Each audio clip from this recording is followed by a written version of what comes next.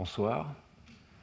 Bienvenue à cette deuxième leçon donc de ce cours 2021-2022 de la chaire Évolution des génomes et du développement, qui va donc être entièrement consacrée à cette transition vraiment très importante de ce membre ptérygien d'une nageoire au membre chiridien, le membre typique des tétrapodes. Alors aujourd'hui, nous allons terminer en fait la discussion que nous avons commencé la semaine passée sur cette notion d'homologie. Comment appréhender cette notion d'homologie? À quel niveau faut-il la considérer? Dans quel contexte?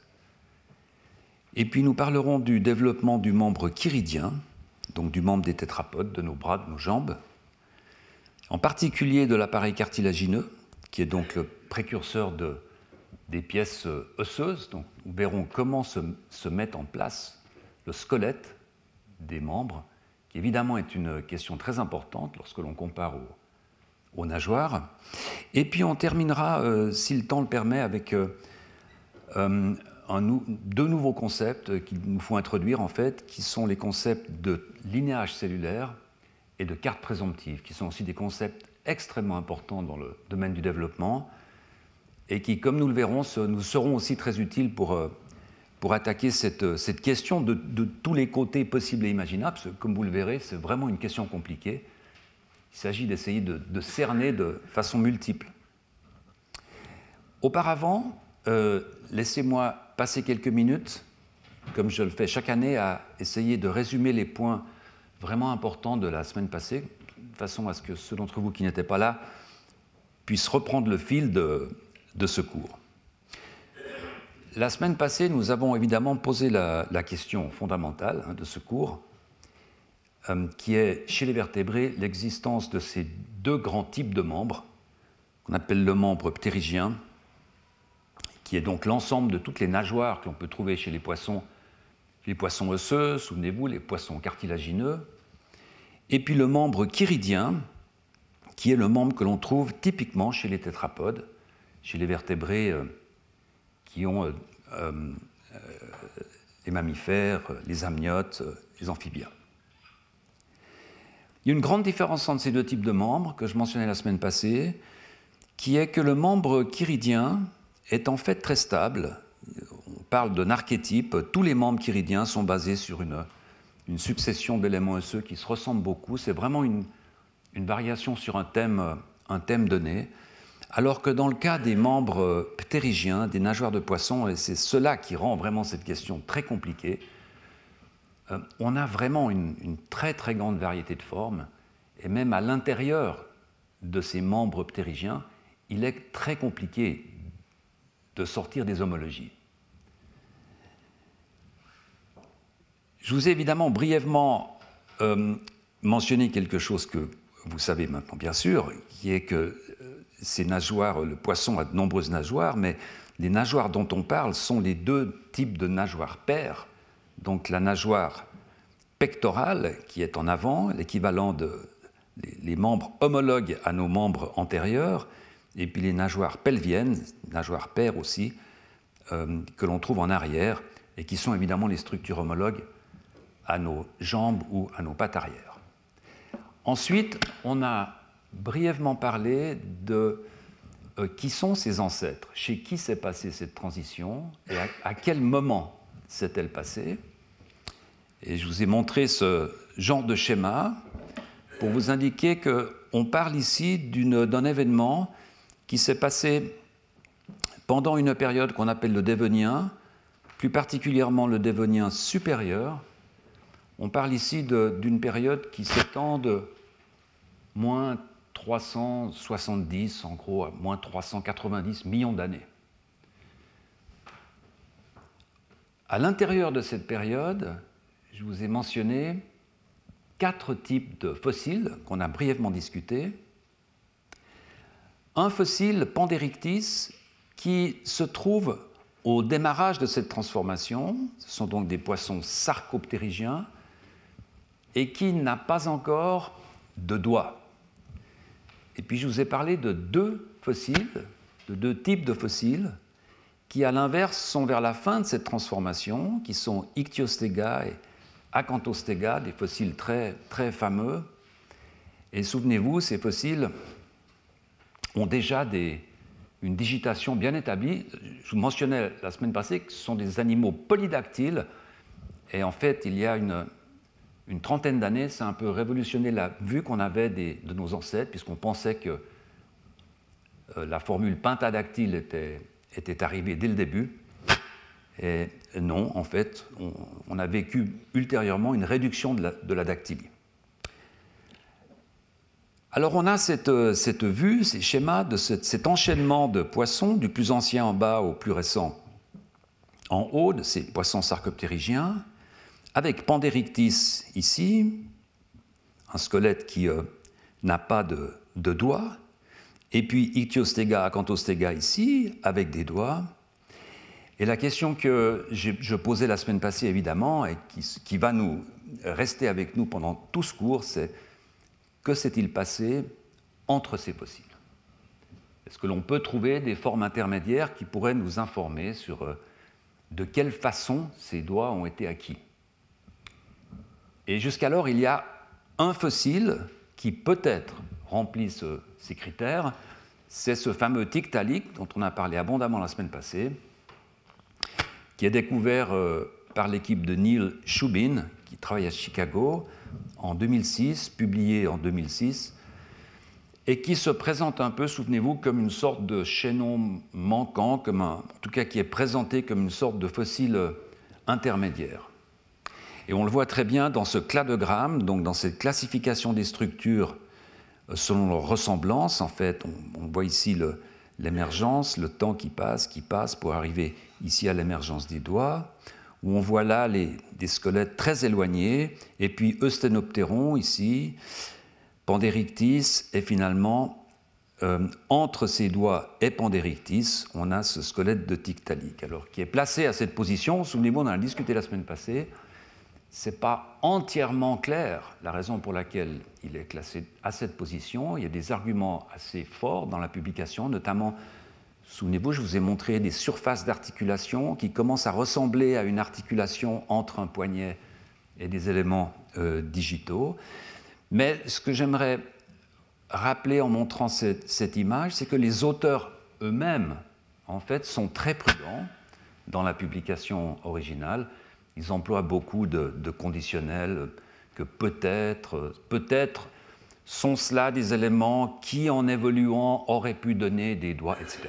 Donc une formulation qui est une formulation typiquement de scientifique. Et je vous parlais de la grande différence qui existe entre précisément le statut de la découverte en science, le résultat scientifique, et puis l'interprétation de cette découverte et sa dissémination. Je disais que c'était un bon exemple. Et en fait, par coïncidence, il y a 4 jours, sauf erreur, le 20 mai, voilà, je suis tombé sur mon compte Twitter sur un tweet, une annonce du Muséum de Chicago. Alors, le Muséum de Chicago, il faut vous rendre compte qu'il a plus de 100 000 followers. Donc, ça veut dire que c'est un média qui a quand même beaucoup d'impact.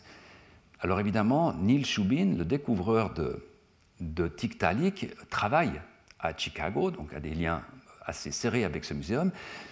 Mais voici ce qu'il est écrit dans ce tweet. C'est ma traduction, mais je pense qu'elle est assez fidèle. Tiktaalik, un poisson vieux de 375 millions d'années, que ses nageoires de type membre. D'accord ? En anglais, limb-like fins. Donc là, on passe carrément la barrière. On dit que ces nageoires de type membre permirent de s'aventurer sur la terre ferme. Les conditionnels sont oubliés. C'est un fossile transitionnel, clé qui montre comment, comment un poisson ancien peut évoluer en animaux terrestres. Alors évidemment, mon collègue Shubin n'est pas responsable de cette formulation. Une fois de plus, c'est un autre sujet de cours qui est absolument passionnant, en fait, qui concerne la communication scientifique. On voit que pour que les messages passent, il faut que ce soit des messages clairs, des messages affirmatifs. Et finalement, tant mieux si on se permet deux, trois libertés avec la vérité. tant que cela reste en dehors vraiment du milieu scientifique. Bref, ceci nous a amené à la notion d'homologie, et c'est là que j'aimerais reprendre le fil du cours cette semaine. Cette idée d'homologie qui, bien évidemment, remonte bien en amont de Pierre Bellon du Mans, mais encore une fois, je pense que Pierre Bellon est le premier à produire ces planches absolument magnifiques où il transcrit les homologies par des lettres, donc il associe l'humérus de l'humain à l'humérus de l'aile d'oiseau, etc. Il y a très très peu d'erreurs, comme je le mentionnais, quasiment pas d'erreurs, comme je le mentionnais la semaine passée. Alors bien évidemment, lorsque l'on regarde ce genre de planches, on s'aperçoit d'un problème du niveau d'homologie, car en fait, si l'on considère le membre ici, il est bien évident que ce membre, ce bras humain, est homologue à cette aile, la structure osseuse de ce bras humain est homologue à cette aile d'oiseau. Et puis, on le sait aussi, je vous le disais tout à l'heure, que le membre chiridien, ce membre-là ou ce membre-là, est homologue aux nageoires pectorales, le membre antérieur, aux nageoires pectorales du poisson. Donc c'est un premier niveau d'homologie. Mais lorsque l'on commence à regarder à l'intérieur de ces membres, donc les structures que l'on trouve à l'intérieur de ces structures homologues, on commence à avoir des problèmes. Et je vous disais la semaine passée qu'effectivement, si l'on regarde la première pièce osseuse, il est pratiquement acquis que cette pièce osseuse est homologue entre les poissons sarcoptérygiens et, on le verra la semaine prochaine, probablement avec certaines pièces que l'on trouve dans les poissons osseux d'aujourd'hui, donc des poissons vivants. Et on va donc considérer que cette pièce, la première, le gros os proximal, est un humérus. Lorsque l'on arrive à la deuxième pièce, la pièce intermédiaire, qui est très reconnaissable dans le membre chiridien, eh bien, on commence à avoir un certain nombre de problèmes.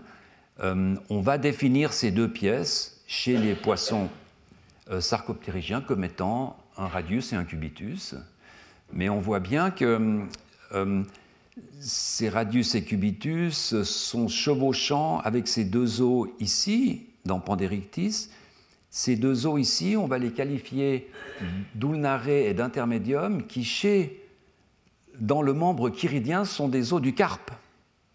Donc on va faire une homologie entre des petits os que l'on trouve ici, qui sont juste à la fin du radius et du cubitus, avec les os qu'on va trouver là. On voit que c'est quelque chose qui est quand même tout de même moins fixé. Et puis lorsqu'on arrive dans la partie la plus distale, alors là, évidemment, on a ce problème qu'on discutait de la semaine passée. Est-ce que les poissons ont des doigts? Est-ce que l'on peut dire que ces structures-là, ces pièces osseuses surnuméraires, sont des structures qui peuvent être homologues à nos doigts? Cette comparaison entre structures, qu'on pourrait appeler une homologie classique, un premier niveau d'homologie, on regarde les os et on dit voilà, ces deux os-là correspondent, on s'aperçoit rapidement que dans un cas de figure comme celui-ci, dans le cas de figure qui nous intéresse, ce n'est pas suffisant. Et donc il va falloir que l'on considère d'autres niveaux d'homologie.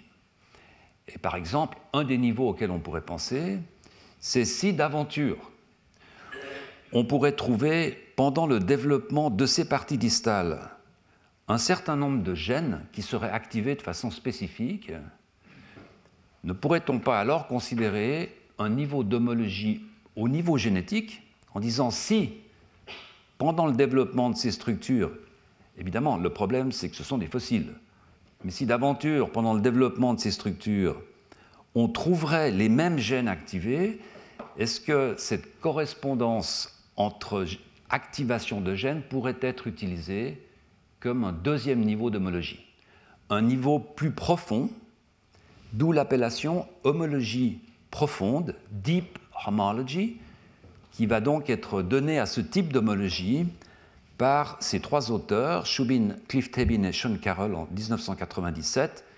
Et puis il y aura une sorte de revision, un complément de cette publication en 2009. Alors ces auteurs vont faire le point suivant. Ils vont dire que on peut trouver des homologies entre des structures qui n'ont pas d'homologie classique. Et c'est dû au fait que les réseaux de gènes sont toujours réutilisés. Parce que la plupart de ces réseaux de gènes n'ont pas de spécificité fonctionnelle précise. Je vais vous en montrer un exemple. Pensez par exemple à une voie de signalisation, dont on va discuter un tout petit peu plus tard, une voie de signalisation Wnt. C'est une protéine qui se balade, qui va lier des récepteurs, qui va donner une instruction à une cellule pour répondre d'une façon X ou Y. Cette voie de signalisation est utilisée dans des contextes multiples, pendant le développement, plus tard, dans des cancers, parce que c'est simplement un module qui fonctionne bien. Et donc la nature a réutilisé ce module, et lorsque on a une agrégation de modules qui fonctionnent bien, qui sont réutilisés ensemble dans deux structures différentes, on peut peut-être penser qu'à l'origine, il y avait une structure qui n'était pas homologue à ces structures, mais qui implémentait ces modules. Je vais vous donner un exemple qui sera peut-être plus simple à comprendre, et qui vont dire ici, par exemple, nous proposons que les systèmes de régulation qui organisent les pattes des arthropodes et les membres des vertébrés ont une homologie profonde. Alors pourquoi ? Eh bien parce que quand vous regardez quels sont les gènes clés qui organisent le bourgeon précoce du membre, on va y revenir, vous avez l'image de droite ici. Alors cette image, comprenez-la de la façon suivante, vous avez un petit bourgeon de membre qui pousse, et vous le regardez d'en haut, donc il pousse vers vous, d'accord ? C'est ce que vous voyez là, il pousse vers vous. Et puis, cette partie-là est la partie postérieure. Donc en fait, ce que vous voyez là, c'est un profil avec une tête ici, et puis une queue ici, et donc ce bourgeon de membre pousse vers vous. Et donc ça, c'est la partie postérieure. Et la seule chose à considérer dans cette image, c'est les couleurs. Vous voyez qu'il y a un certain nombre de couleurs qui respectent un certain nombre de règles, en fait. Par exemple, vous voyez que le bleu ici abute cette raie verte, par exemple. Ce bleu aussi ici abute cette ligne jaune. Ce sont des territoires d'expression de gènes particuliers, des gènes particulièrement importants. Je ne vais pas vous ennuyer à vous dire lesquels, ce n'est pas du tout le point important aujourd'hui. On peut regarder tous les membres chiridiens, que ce soit des membres d'oiseaux, de batraciens, de mammifères, tous auront cet archétype. C'est en fait à la base de cet archétype qui est maintenant traduit en termes d'expression génique. Voilà. Alors, ce qui est très curieux, c'est que lorsque vous regardez un disque imaginal de mouche, c'est ce que vous voyez sur la gauche. Alors, pour ceux d'entre vous qui ne sont pas des experts en biologie du développement des arthropodes, laissez-moi juste vous dire ce qu'est un disque imaginal. C'est quelque chose de tout à fait curieux, en fait. Ce sont très généralement chez les insectes holométaboles. Les insectes holométaboles sont les insectes qui ont une mue qui les transforme complètement. Bon, je veux dire, c'est un peu plus compliqué, mais par exemple, les mouches ont des petites larves, et puis soudainement, cette larve se transforme en pupe, et puis de la pupe sort une mouche. Donc comment cela est-il possible ? Eh bien parce que la mouche, la larve, a une collection de ces petits disques de cellules, ce sont des petits disques de cellules, qui en fait sont pré-organisés pour donner les structures. Et la larve de mouche a donc des disques pour les pattes. Et pendant la métamorphose, pendant la mue, ces disques vont simplement s'allonger et ça va faire une patte. Donc le centre du disque, si vous voulez, ce sera le bout de la patte. C'est tout à fait extraordinaire, mais ce n'est pas vraiment ce dont je veux parler dans ce cours. Mais regardez, une fois de plus, les domaines d'expression des mêmes gènes ici. Donc des gènes qu'on appelle orthologues, c'est-à-dire les gènes qui correspondent aux gènes vertébrés chez la mouche. Eh bien, vous voyez que les mêmes règles sont respectées. Il y a donc un module génétique qui est conservé pendant le développement des pattes des arthropodes et pendant le développement du bourgeon du membre chiridien. Mais évidemment, si vous regardez à l'origine, à la séparation entre les vertébrés et les invertébrés, il n'y avait pas de pattes. Donc ça veut dire qu'il n'y avait pas de structure que l'on pourrait dire homologue en comparant les structures. Il y avait une autre structure, probablement, qui faisait autre chose et qui utilisait ce réseau de gènes, qui utilisait cette sorte de transistor parce qu'il était utile à faire quelque chose. Et puis ça a évolué de chaque côté pour faire une patte chez les vertébrés, pour faire une patte à partir d'un disque imaginal chez les diptères. Alors, ces homologies profondes, est-ce qu'elles restent toujours profondes lorsqu'elles commencent à diverger de façon évolutive? Et là, j'aimerais revenir sur notre question en montrant un exemple qui, j'espère, est aussi relativement simple. On va donc partir d'une structure qui contient toute une série de ces transistors génétiques, si vous voulez, toute une série de ces réseaux d'interactions génétiques qui travaillent ensemble pour faire cette structure, mais qui n'a rien à voir ni avec la structure B, ni avec la structure C. C'est une structure, peut-être je ne sais pas, une glande interne, ou peu importe. C'est une structure qui utilise ce réseau d'interactions génétiques parce qu'il est favorable. Et puis à un moment donné, parce que ces réseaux sont favorables, parce qu'ils peuvent être très utiles, ils vont être cooptés, c'est comme ça qu'on appelle ce phénomène dans l'évolution, c'est-à-dire ils vont être pris pour faire autre chose. Et dans ce cas-là, ils vont être pris pour organiser les disques imaginaux des insectes, alors que là, ils vont être pris beaucoup plus tard dans la lignée des vertébrés pour organiser le membre des vertébrés. Ces structures-là ne sont pas, à proprement parler, homologues, au sens de Pierre Bellon, au sens de Richard Owen, parce qu'il n'y a pas de structure ancestrale qui a dérivé dans ces deux structures. D'accord ? Par contre, ce sont des structures qui ont une homologie profonde. C'est-à-dire que ce sont des structures qui sont fabriquées grâce au même transistor, grâce à la même collection de transistors. D'accord ? Ça, c'est l'esprit derrière cette définition de l'homologie profonde. Après, cette structure ancestrale va peut-être donner deux structures différentes avec des modifications dans ces transistors. Peut-être quelques réseaux génétiques vont disparaître, peut-être que quelques réseaux génétiques vont venir se brancher là-dessus pour faire une structure nouvelle. Et on rentre ici dans ce qu'on pourrait appeler une homologie classique maintenant, puisqu'il y avait une structure ancestrale qui était la même.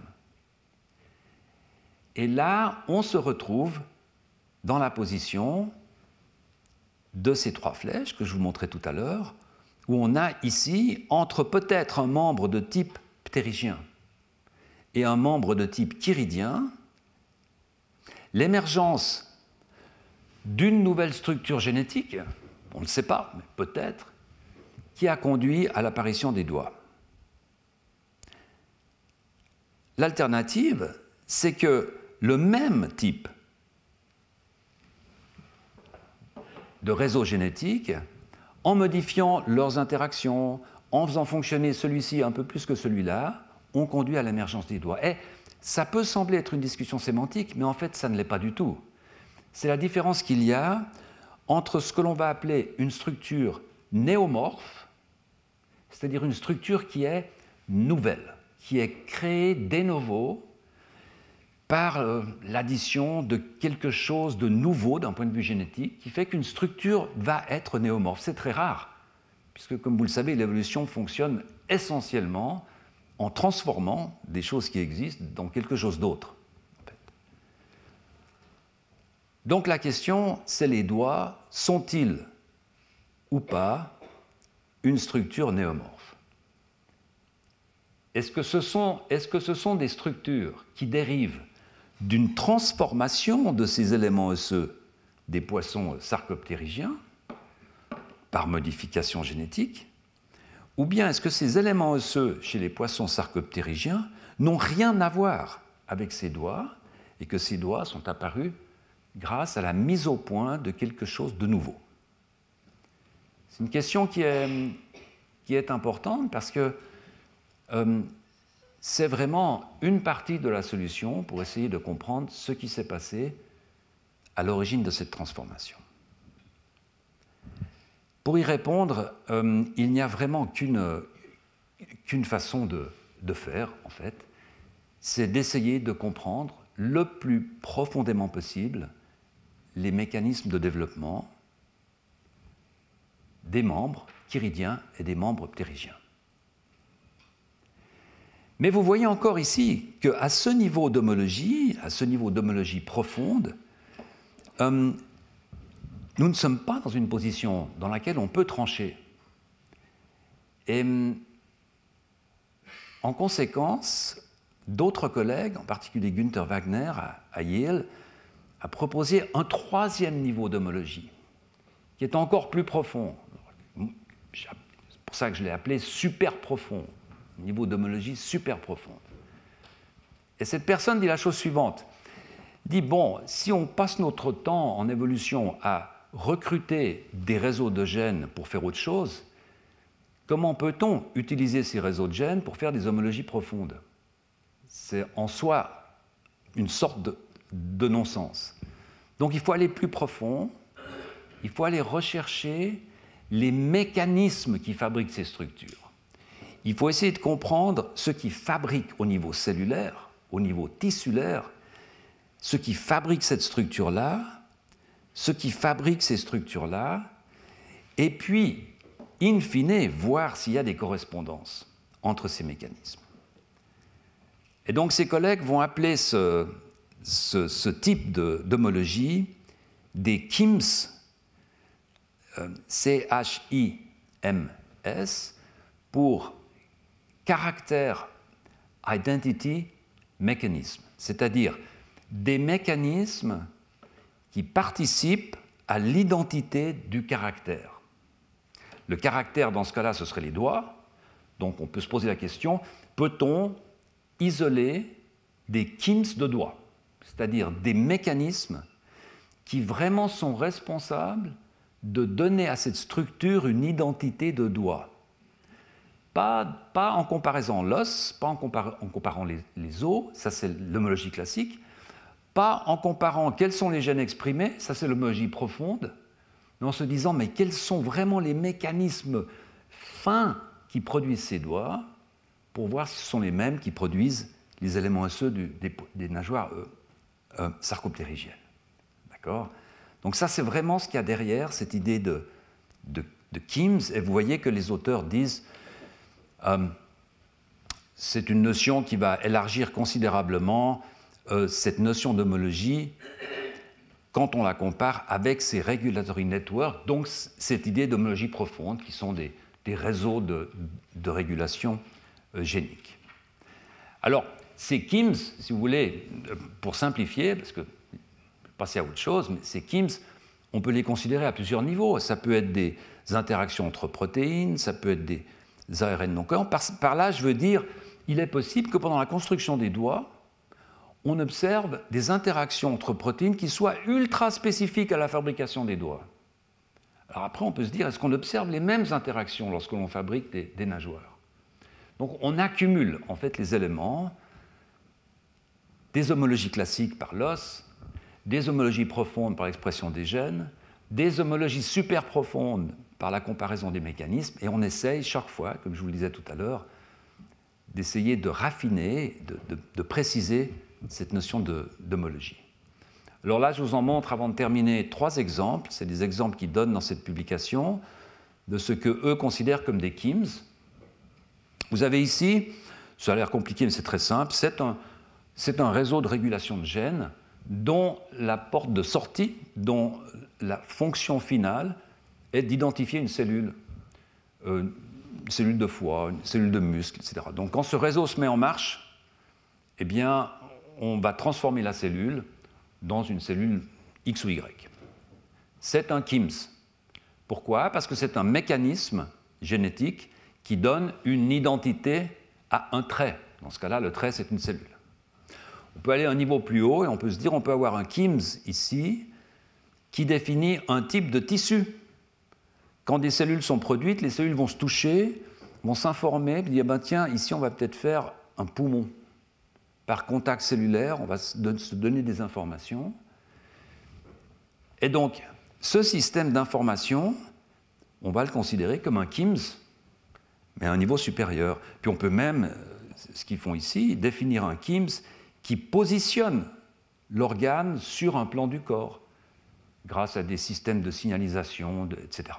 Donc vous voyez que ces KIMS, en fait, peuvent être très variables, peuvent concerner des mécanismes extrêmement globaux ou des mécanismes extrêmement précis.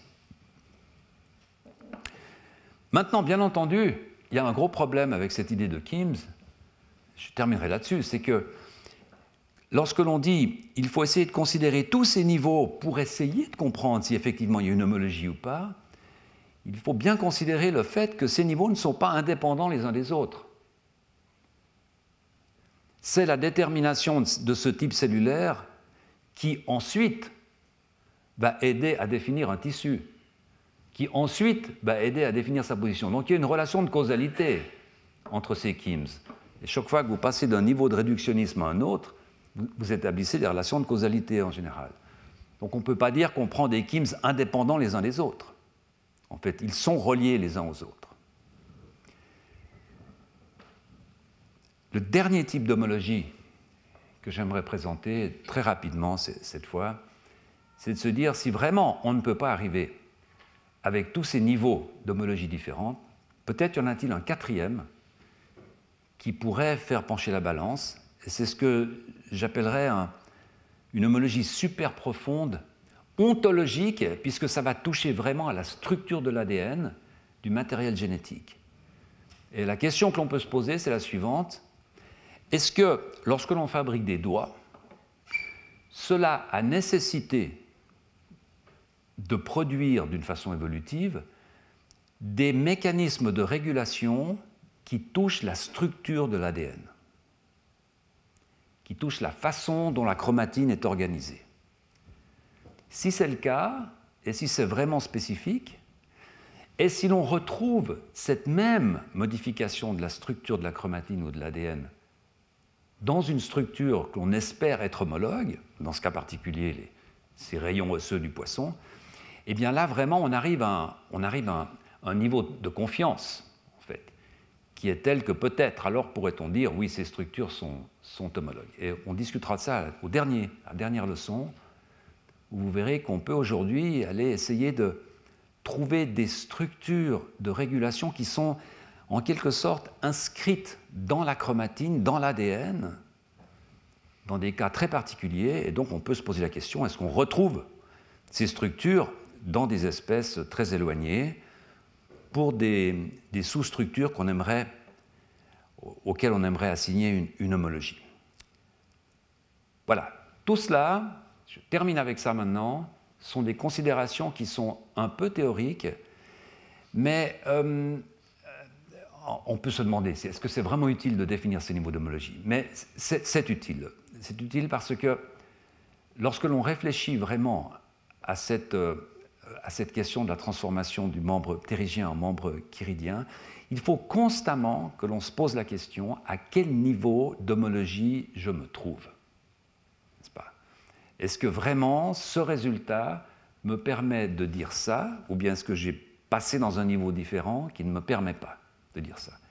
Et on va voir plein d'exemples de ce type lorsque l'on va étudier un peu des poissons un peu bizarres, le poisson spatule, etc., où vous verrez qu'on se dit, mais bien sûr, mais réfléchissons un peu, qu'est-ce que je regarde ici?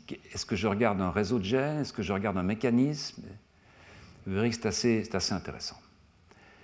Alors, revenons à cette transition maintenant, et à ce que je vous disais la semaine passée, ce que je vous répétais tout à l'heure, en fait, qui est que la seule espérance que nous ayons d'une compréhension de cette transition, qui est vraiment une transition importante, se trouve dans l'analyse détaillée des mécanismes du développement. Et même, ce n'est pas sûr qu'une fois que nous aurons tout compris du développement des nageoires, de tous les poissons, et tout compris du développement des membres chiridiens de tous les tétrapodes, ce n'est toujours pas sûr que nous pourrons faire un lien et remonter à cette période de transition en ayant un schéma qui soit le plus proche possible de la réalité, le plus proche possible d'une réalité qui nous est plus accessible. C'est bien là que se trouve le problème. Alors je vais commencer par le membre chiridien, les bras, les jambes, pour vous donner quelques notions de développement qui sont vraiment utiles pour la suite du cours. Je dois vous dire que j'ai déjà parlé de quelques-unes de ces notions dans le cours de l'année passée, qui était un cours un peu curieux, puisque c'était juste à la sortie de l'épidémie, mais vous pouvez retrouver, si vous le souhaitez, je vais reprendre quelques-unes des images que je montrais l'année passée, pour vraiment vous donner une sorte de perception générale de comment un membre se développe et comment ce membre s'organise. Et on va le faire en deux temps. On va le faire d'abord sur un mode génétique, qui est le mode favori aujourd'hui, où on va parler de gènes, c'est-à-dire quels sont les gènes qui, et puis ensuite sur un mode différent, qui est à mon avis peut-être plus intéressant, qui est un mode cellulaire. C'est-à-dire, oui, mais comment la structure se construit-elle? D'accord? Il y a les plans, la structure, mais après il y a les briques qu'il faut coller ensemble. C'est les deux aspects que j'aimerais discuter. Voilà, alors ce que vous voyez là, c'est évidemment le début de la pousse des membres. Ce sont des petits bourgeons. Vous voyez que c'est assez intéressant que le bourgeon antérieur, les bras, est un peu plus développé que le bourgeon postérieur, parce que l'embryon mammifère, l'embryon vertébré, se développe selon une temporalité antéro-postérieure, ce qui fait que vos bras sont légèrement plus âgés en fait, que vos jambes d'un point de vue morphogénétique. Pas d'un point de vue génétique, bien sûr, mais d'un point de vue morphogénétique, les bras sont plus âgés que les jambes.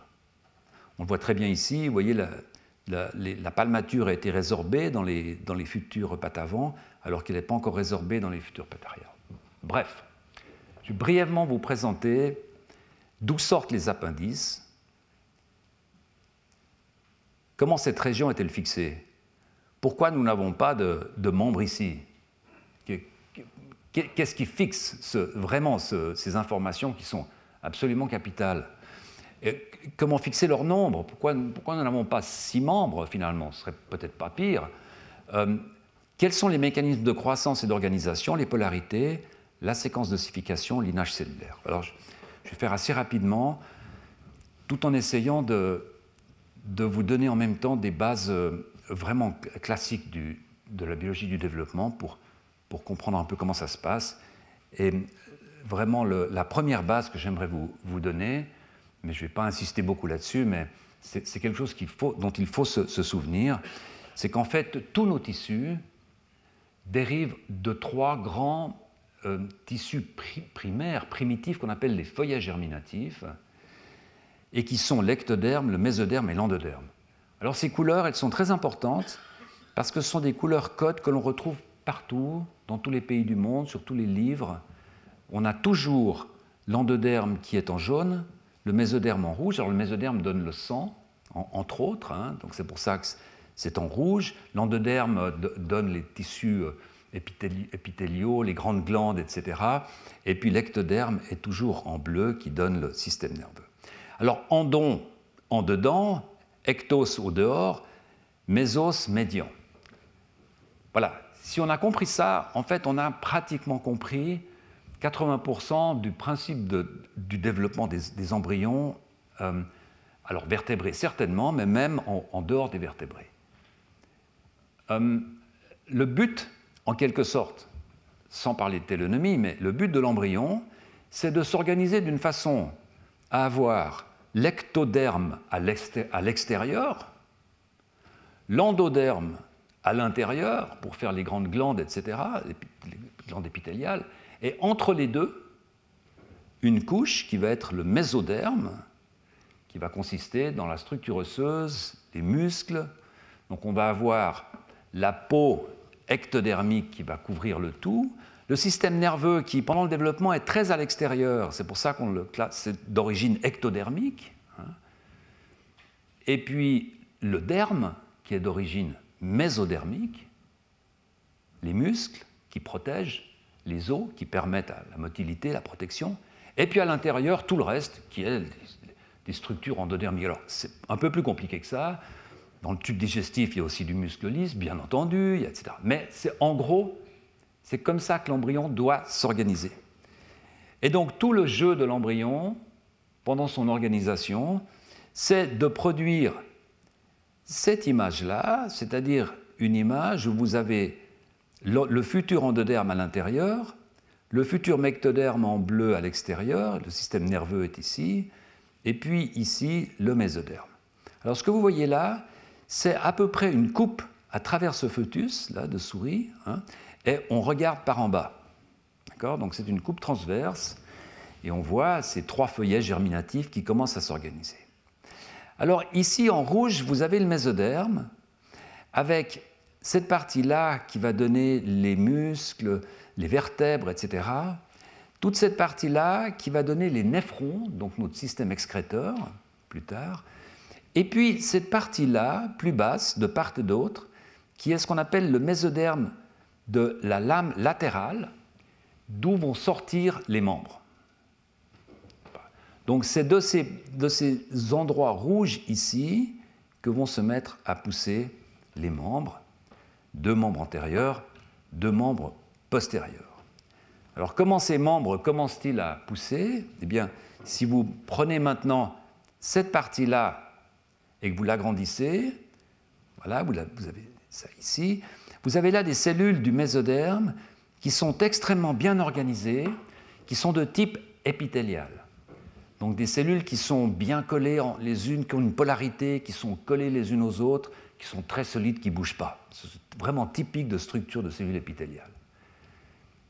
Et puis soudainement, en réponse à un signal que vous voyez là, qui est une cytokine qu'on appelle FGF10, qui est donc une petite protéine qui se balade, qui est sécrétée et qui peut donner des informations, vous voyez que ces cellules vont se transformer et elles vont devenir de petites cellules rondes qui vont maintenant ressembler vraiment à du mésenchyme. Et ces petites cellules rondes vont commencer à pousser. C'est ce qu'on appelle la transition épithélio-mésenchymateuse. C'est une transition extrêmement importante qui a été découverte par des embryologistes. Elle est très importante aujourd'hui parce que l'on pense que c'est une des façons dont des cellules tumorales quittent la tumeur primaire.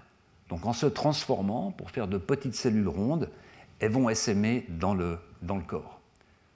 Donc on retrouve en fait ces processus embryologiques dans le développement des tumeurs. C'est pour ça que c'était beaucoup étudié. Donc FGF10 qui, en signalisant, va produire, vous voyez ici, cette couche bleue qui est une couche d'épiderme qui va être renforcée. Donc on va avoir une sorte de couche épaisse d'ectoderme, et cet ectoderme épais, qu'on appelle la couche apicale, peu importe, va commencer à sécréter des facteurs de croissance.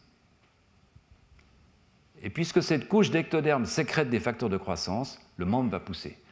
Alors, c'est très important de comprendre, pour ce qui va nous intéresser, pour les doigts, pour la partie distale, que le membre pousse par la partie distale. C'est une tour Eiffel. Ce n'est pas une structure qui pousse par le bas. C'est une structure qui pousse par la pointe. C'est absolument fondamental de comprendre ce point-là. Si vous arrivez avec un moyen X ou Y à interrompre la croissance d'un membre, et ça a été fait chez les oiseaux, eh bien vous allez avoir des oiseaux qui vont avoir des troncations de leur squelette. Si vous interrompez très rapidement, vous allez avoir qu'un numérus. Si vous interrompez un peu plus tard, vous n'aurez que cette partie-là, et puis si vous etc. Donc c'est vraiment une structure qui pousse de façon distale. Alors un tout petit mot sur pourquoi que 2 membres, 2 paires de membres, pourquoi pas de membres ici? Et là, c'est un point qui ne concerne pas exactement le sujet du cours de cette année, donc si vraiment ça vous intéresse, allez voir sur le cours de l'année passée, mais c'est un point tout de même sur lequel je reviendrai plus tard, donc je vais en dire 1 minute. L'activation de ce facteur FGF10, donc qui va démarrer la pousse du membre, se fait par une autre protéine qui est codée par un autre facteur que vous voyez ici, qui s'appelle TBX5. Donc là, vous avez le membre, et là, vous avez la colonne vertébrale, la future colonne vertébrale. Ce n'est pas encore de l'os, c'est la future colonne vertébrale. Et donc la question, c'est qu'est-ce qui fait que ce gène TBX5 ne va être activé que dans cette partie-là? Parce que si TBX5 était activé partout, on aurait un énorme membre qui nous pousserait latéralement. Donc la question, c'est y a-t-il des déterminants génétiques qui sont différents ici, d'ici, c'est-à-dire des déterminants génétiques qui ont des distributions différentes le long de l'axe antéro-postérieur. Et ces déterminants, on les connaît très bien, ce sont les gènes OX, ces fameux gènes OX. On va passer 3 leçons à parler d'un type de ces gènes OX, qui est un marqueur distal justement du membre. Il y a des combinaisons de gènes OX différentes ici, différentes ici, différentes ici, différentes ici. Et vous voyez que c'est illustré là, avec écrit OX. Vous avez ici OX 4, 5, parce qu'on est en haut. Si vous allez en bas, vous avez OX numéro 11. Quand vous avez OX 4 et 5, vous activez TBX. Quand vous activez TBX, vous activez FGF. Quand vous activez FGF, vous poussez un membre. Quand vous avez OX 8, 9, ici, rien ne se passe. Mais quand vous avez OX 11, vous activez TBX, vous activez FGF, vous faites pousser un membre. Donc vous voyez comment la nature a évolué le positionnement des membres. C'est quelque chose d'absolument formidable. Elle a utilisé le système que nous utilisons pour faire des vertèbres différentes, parce que notre corps, de façon antéro-postérieure, a besoin d'un système de spécification pour faire ici des côtes, ici pas de côte, ici un sacrum. Elle a utilisé ce système d'information pour dire, en plus, sur cette région-là, on pousse un membre. Donc on va avoir un gène qui va répondre à une combinaison de ces protéines. Et le membre pousse. Ce membre, il a 3 polarités, que vous pouvez voir, bien entendu, en regardant votre bras. Il y a une polarité proximo-distale, juste pour que les choses soient claires. Il y a une polarité antéro-postérieure. Le pouce, c'est l'antérieur. Le petit doigt, c'est le postérieur. Alors évidemment, ce n'est pas restreint au pouce et au petit doigt. Le cubitus est postérieur, très important, comme on le verra tout à l'heure. Le radius est antérieur. Donc, toutes ces polarités existent aussi à l'intérieur des os longs, bien entendu, pas que dans la main. Et puis, il y a une polarité dorso-ventrale. On voit très bien, si vous regardez votre main, vous avez une paume qui est assez différente de la partie dorsale. Donc, dorsale, ventrale. Et donc, ces 3 polarités sont relativement bien connues. La façon dont ces polarités sont établies sont relativement bien connues. Et je vais vraiment survoler ça pour vous dire d'abord rapidement comment la polarité proximo-distale est établie. Alors l'année passée, je vous parlais de réseaux de gènes qui font pousser le membre. Et encore une fois, si vous êtes intéressé, je vous propose plutôt de retourner sur ce cours plutôt que de passer trop de temps là-dessus. Mais il faut juste comprendre qu'une fois que le membre est enclenché, ce membre va mettre en route un système génétique que vous avez là, qui est fait de gènes BMP, etc., qui va auto-alimenter cette croissance. Et c'est un système qui non seulement est auto-alimenté, mais qui contient sa fin. Donc c'est une sorte de système de minutage qui va faire pousser le membre, mais qui, de par sa structure intrinsèque, va arriver un moment où on dit c'est fini. Alors comment cela se passe-t-il? Eh bien, il y a un schéma très simple ici qui explique cela très bien. Vous avez donc dans cet ectoderme, dans cette région qui va tirer le membre en fournissant des facteurs de croissance, hein, cette région distale, vous avez production de FGF8, qui est aussi une cytokine qui fait pousser les cellules, FGF8. FGF8 est inhibé par cette molécule BMP. Et BMP est inhibé par cette molécule gremlin. Donc quand vous avez beaucoup de gremlin, vous avez peu de BMP. Quand vous avez peu de BMP, vous avez beaucoup de FGF8. Donc le membre pousse. Le membre pousse, pousse, pousse. Vous accumulez du FGF8, vous accumulez du FGF8. Oui, mais quand vous avez trop de FGF8, eh bien, vous avez un feedback négatif sur gremlin. Donc gremlin va diminuer, BMP va augmenter, et le membre s'arrête, parce qu'il n'y a plus de FGF8. Donc c'est un système, en fait, qui est un système relativement classique en physico-chimie, si vous voulez, où on a un système d'interaction qui fait augmenter une concentration, une dose de cytokine qui fait pousser le membre, Mais une fois que cette dose est trop élevée, il va y avoir un feedback négatif et ça va terminer le système. C'est comme ça que pousse le membre, d'une façon génétique, entre guillemets. C'est comme ça que... Alors, question intéressante, c'est comment un système qui est quand même relativement bricolé peut in fine conduire à deux membres bilatéraux qui ont vraiment, vous pouvez vérifier vous-même, mais qui ont une forme, une longueur qui est pratiquement identique. Ça c'est une question vraiment intéressante en biologie et qui est très peu comprise. Parce qu'il faut bien vous imaginer que cela se passe à un moment où le membre est à peine visible. Et pourtant, des mois plus tard, on arrive à des structures qui sont relativement bilatérales, symétriques. Pendant cette croissance, évidemment, vont se déterminer les parties. Je vous disais tout à l'heure que c'est un membre qui pousse de façon distale et que si on interrompt cette croissance, on va avoir soit un numérus, un radius cubitus.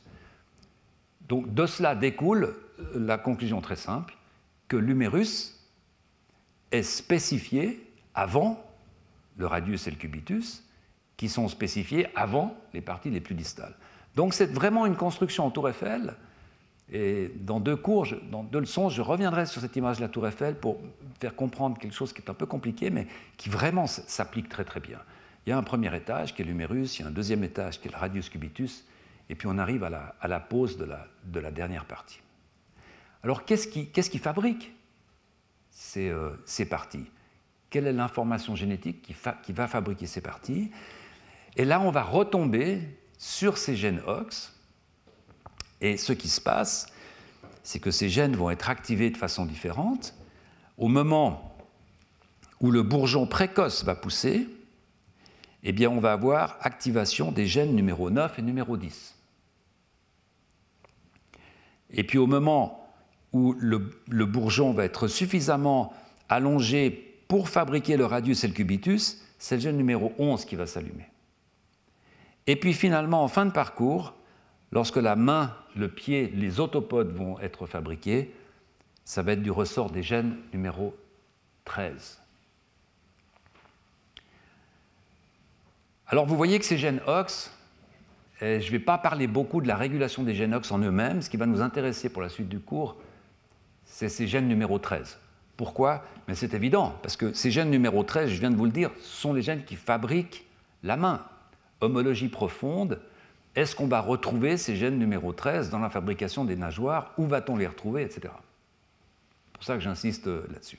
Mais un tout petit mot tout de même, pour vous dire que c'est une série de gènes qui est tout de même assez remarquable, puisqu'en fait, souvenez-vous, je vous disais il y a 10 minutes que ces gènes fabriquent la colonne vertébrale et que des combinaisons de ces protéines définissent d'où vont sortir les membres. Et donc on a deux fonctions fondamentales dans la fabrication des membres pour ces gènes OX que vous voyez là. On a toutes ces combinaisons le long de la future colonne vertébrale, la combinaison de protéines qui se trouve ici, par combinaison, je veux dire, il y a peut-être OXA4, OXB5, OXC4 et OXC5. Et cette combinaison de protéines régule TBX. D'accord? Alors que si vous avez là-dedans un gène numéro 6, un gène numéro 7, c'est fini, ça ne fonctionne plus. Donc, à cet endroit précis, ici, va pousser un membre. Et qu'est-ce qui va déterminer et aider à pousser ce membre? Ce sont d'autres gènes OX qui sont en fait localisés sur des endroits différents de ces clusters. Peu importe vraiment cette logique de régulation qui est extrêmement intéressante, mais ce que j'aimerais vraiment vous faire passer sur cette organisation proximodistale, c'est l'aspect génétique, c'est-à-dire que se passe-t-il si l'on enlève la fonction de ces gènes OX, c'est-à-dire est-ce que vraiment ces gènes ont quelque chose à voir avec l'organisation des membres, avec la pousse de ces éléments osseux. Et je vous montre ici des travaux qui ont été faits dans le laboratoire de Pierre Chambon à Strasbourg, ou de Mario Capecchi à Salt Lake City, dans le Utah, ou dans mon laboratoire. Et vous voyez qu'il y a deux séries de ces gènes OX qui sont impliqués dans la fabrication des membres. Vous avez ici un membre, alors c'est humain, mais ce serait pareil chez la souris, parce qu'évidemment, ce ne sont pas les expériences qu'on a faites chez les humains, les expériences qui sont faites chez la souris. Et vous voyez que quand on enlève les deux gènes numéro 13, donc les derniers, les gènes qui sont tout au bout de la série, on enlève la main. Il n'y a plus de main, il n'y a plus d'autopode. Lorsque l'on enlève les gènes qui sont du groupe numéro 11 ici, ces deux gènes numéro 11, vous voyez qu'il n'y a plus de zeugopodes. Il y a une main. Pourquoi y a-t-il des mains? Parce que ici, vous avez les gènes numéro 13. Donc ils vont faire des mains. Mais il n'y aura plus de zeugopodes, il n'y aura plus de pièces intermédiaires, radius cubitus. En fait, ce n'est pas exactement vrai. Vous voyez qu'il y a des tout petits radius cubitus, parce qu'autrement, ça ne pourrait pas se faire. Il ne pourrait pas y avoir d'articulation. Et que se passe-t-il maintenant lorsque vous enlevez tous ces gènes? Eh bien, vous enlevez tout, sauf, c'est extrêmement intéressant, un petit tiers en fait, de l'humérus qui probablement est fabriqué de façon différente, mais peu importe. Donc le message que j'aimerais faire passer ici, c'est que oui, ces gènes sont absolument essentiels pour la fabrication des membres, et il est important de se souvenir, pour la suite du cours, que les gènes numéro 11 fabriquent la partie intermédiaire, le zeugopode, le radius et le cubitus, et que les gènes numéro 13 fabriquent la main. Pourquoi? Revenons à ce cladogramme que je vous montrais, où je vous disais, oui, ces pièces osseuses qu'on voit après l'humérus chez les poissons sarcoptérygiens, est-ce que ce sont vraiment un radius, un cubitus? Eh bien là, on a une approche par homologie profonde, donc simplement en comparant les expressions géniques chez les poissons, pour voir si effectivement, d'abord, les poissons ont-ils des gènes numéro 11? Et puis, s'ils ont des gènes numéro 11, est-ce que ces gènes numéro 11 fonctionnent pendant le développement de la nageoire? Donc, on retombe là dans une homologie profonde. D'accord? Et on le verra plus tard. Alors, un tout petit mot sur l'établissement de cette polarité antéro-postérieure, qui évidemment est absolument critique dans l'utilisation de nos mains, et encore plus chez certains autres animaux. Et pour faire rapide, toute cette polarité est en grande partie établie par un gène qui s'appelle sonic hedgehog, qui est encore une fois une molécule sécrétée et qui va signaliser à d'autres cellules, comme c'est le cas pour les BMP, comme c'est le cas pour Wnt, etc. Ce sont des voies de signalisation différentes, mais qui fonctionnent dans le fond d'une façon relativement similaire. Alors, juste pour la petite histoire, parce que c'est une histoire qui a duré très longtemps, c'était vraiment une approche de très longue haleine, en fait. Il avait été remarqué par des expériences de deux collègues, Saunders et Gasling, dans les années 60 et 70, que lorsqu'il prenait la partie postérieure d'un bourgeon de membre d'oiseau et qu'il la greffait sur l'aspect antérieur d'un autre bourgeon d'aile, donc de façon expérimentale, c'est assez simple, vous pouvez prendre un œuf, vous pouvez faire une petite fenêtre avec une paire de ciseaux, puis vous pouvez prendre un greffon, puis prendre un autre œuf, puis vous allez greffer sur le bourgeon de membre, et puis vous refermez l'œuf, vous le mettez à l'incubateur. Eh bien, ces collègues avaient observé que lorsque vous faites ça, vous dupliquez l'aile. Donc vous avez non seulement, vous avez ici l'aile normale avec 3 doigts. Alors, vous voyez ici que sur les publications, c'est le doigt numéro 2. Je vous ai montré une autre publication la semaine passée où c'était le doigt numéro 1. Donc selon les auteurs, les 3 doigts de l'aile de l'oiseau sont 1, 2, 3 ou 2, 3, 4. Question d'homologie, une fois de plus. Comment savoir si les 3 doigts de l'aile sont nos doigts 1, 2, 3 ou nos doigts 2, 3, 4? Mais peu importe, vous voyez qu'il y a une duplication. Donc on a une aile d'oiseau qui maintenant est comme ça. Et donc ce mystère, pendant des années, qui était de savoir mais quelle capacité particulière, quelle propriété particulière se trouve dans ce petit morceau de bourgeon d'aile qui est capable en lui-même de fabriquer pratiquement toute une partie distale d'aile surnuméraire. Et c'est une découverte qui a été faite dans les années 90 par Robert Riddle dans le laboratoire de Cliff Tabin, c'est encore une fois une molécule diffusible qui s'appelle Sonic Hedgehog. Alors pourquoi Sonic? Parce qu'il n'y a que 2 espèces de hérissons. Il y avait 3 gènes en fait. C'est un gène qui chez la drosophile s'appelle hérisson, hedgehog, parce que quand il est muté chez la drosophile, il donne un aspect qui ressemble un peu à un hérisson. Donc les généticiens de la mouche aiment bien donner des noms très évocateurs aux mutants. Donc c'est un mutant de mouche qui s'appelle hérisson. Ce gène cloné par homologie de gènes cette fois, chez les vertébrés, ses collègues trouvent 3 copies. Et comme il n'y avait que 2 espèces de hérissons sur Terre, sauf erreur, l'hérisson du désert et je ne sais plus lequel autre, le 3e gène, ils l'ont appelé du nom du hérisson de la console Sega, Sonic. Donc Sonic Hedgehog, en fait, c'est le nom de cette molécule très particulière. Et pour être absolument sûr que c'était bien cette molécule qui était responsable de cet effet polarisant, eh bien, ils ont fait l'expérience suivante. Ils prennent des cellules mésenchymateuses, des cellules de mésoderme, ils transfectent, ils infectent ces cellules avec un virus qui contient de l'ADN qui code pour cette protéine. Donc ces cellules vont produire cette protéine Sonic Hedgehog.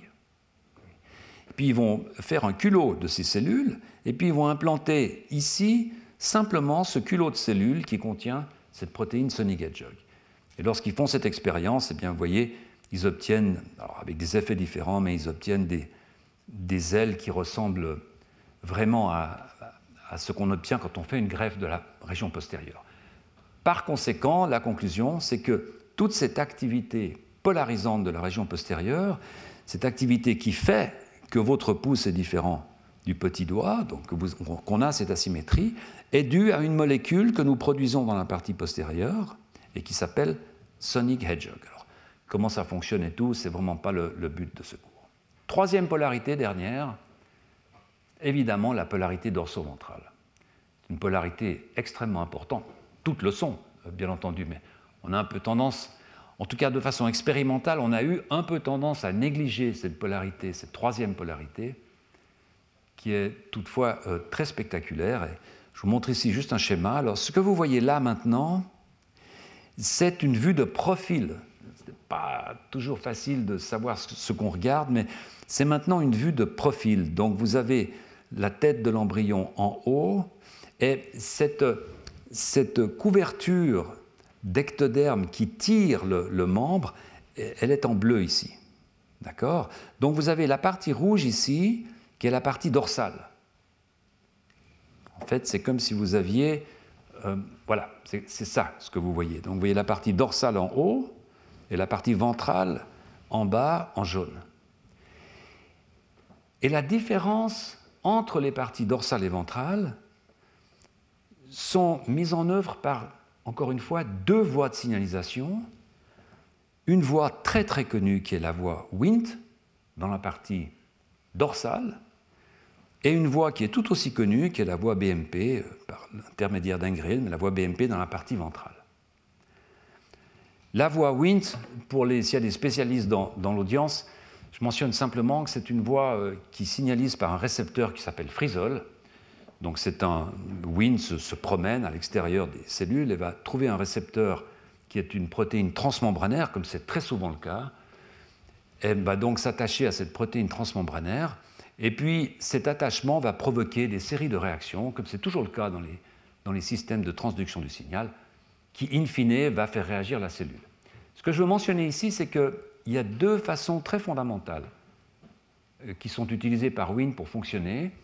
Il y a ce qu'on appelle la façon canonique, c'est-à-dire la façon qui a été décrite au début, qui est très utilisée et qui fonctionne par l'intermédiaire d'une protéine extrêmement intéressante qui s'appelle la bêta-caténine, qui va rentrer dans le noyau. Donc, si vous voulez, c'est une voie classique. Wnt arrive, reconnaît un récepteur sur la cellule, le récepteur va faire quelque chose, il va y avoir des phosphorylations, etc. Ça va faire rentrer une protéine dans le noyau qui va trouver des gènes cibles, qui vont activer les gènes, et tout démarre. Ça, c'est vraiment la voie de signalisation très classique. Mais il y a des voies non canoniques avec Wnt que vous avez sur la droite, qui sont des voies qui n'impliquent pas, in fact, toujours une activation de la transcription, un passage dans le noyau, mais qui a un effet direct soit sur le cytosquelette, soit sur l'adhésion. Donc il y a de nombreuses façons dont Wnt peut travailler. Et on soupçonne que dans le cas de cette polarité dorso-ventrale, cette signalisation ne passe pas par cette voie canonique, en fait, passe par une autre voie, mais c'est encore à démontrer. Alors laissez-moi juste vous montrer deux images qui sont, à mon avis, très spectaculaires. C'est ici l'expression du gène LMX1B, qui est le gène cible de cette signalisation Wnt, donc qui va déterminer la partie dorsale. Mais ce que je veux vous montrer ici, c'est que quand vous regardez cette section ici, qui est en fait celle que vous voyez en bas, mais quand vous regardez cette section qui est colorée avec une coloration histologique classique, vous ne pouvez absolument pas voir de différence entre la partie ventrale et la partie dorsale. Ces cellules ici, je vous mets au défi de me montrer des différences en fait, entre ces cellules. Pourtant, si vous regardez l'expression, les cellules dans lesquelles ce gène LMX1B fonctionne, vous voyez qu'il y a une limite absolument nette ici. D'accord ? Toutes ces cellules-là sont des cellules dorsales, ces cellules-là vont être des cellules ventrales. Qu'est-ce qui fixe cette limite ? On se retrouve avec les images que je vous montrais tout à l'heure sur les homologies profondes. Souvenez-vous, les disques imaginaux d'insectes, le démarrage, où on avait ces sortes de coordonnées spatiales, où on a des expressions géniques qui abutent sur des frontières, etc. C'est comme ça que ça se passe, en fait. Alors, est-ce que ce gène LMX1B est vraiment le gène responsable de la polarité dorso-ventrale ?